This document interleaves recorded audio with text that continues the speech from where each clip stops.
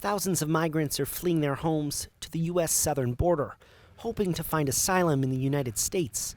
Here in Reynosa, Mexico, dozens of people from Central America have fled gang violence and economic hardships, only to end up sleeping in a public plaza, unable to get into the United States. Sylvia Ibarra and her 8-year-old daughter have already tried to enter the U.S. Yo intenté comentarles el porqué, mi motivo de estar aquí, pero no me escucharon, ni me preguntaron. That's because the majority of migrants entering the U.S. get turned away under Title 42. The program allows the U.S. government to expel people who have recently been in a country where a communicable disease was present.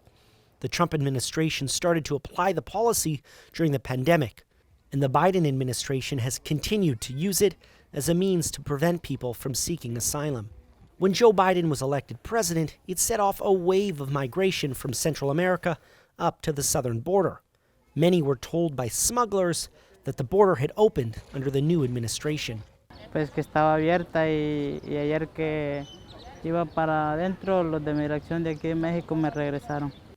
That's left many in limbo. Porque me mataron mi mamá y me andan, bueno, si no me venía yo me iban a matar también. The Biden administration is urging people not to make the dangerous journey north and says it needs more time to find a proper and just solution to manage the growing number of asylum claims. But as it bides its time, thousands of people continue to try to make it into the U.S., paying smugglers or coyotes hundreds of dollars to take them across the border. It's early in the morning and I'm driving along the military highway in southern Texas. This is the closest public road to the U.S.-Mexico border area, and it is one that's heavily monitored by U.S. Border Patrol. But it's also where a lot of the interactions between the migrants and the Border Patrol happen. In February, the Border Patrol apprehended 100,000 people, a significant jump from the month before, and more were expected to have arrived in March. Border agents have been instructed not to speak to the media, but one agent told The National the apprehensions never stop. Inside this van, a group of 4 Hondurans have just been caught after they wandered in the fields of Mission, Texas for 2 days. Like so many others, they are likely to be returned to Mexico before they're even able to file asylum.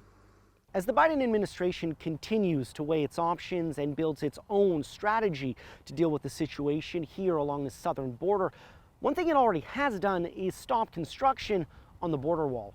But it's a delicate balancing act. The administration must juggle criticism from conservatives who want to stop the influx of illegal crossings and pressure from human rights organizations who would like a more humanitarian approach to how migrants are treated. Meanwhile, the situation is quickly turning into a crisis as the crowds continue to grow along the southern border.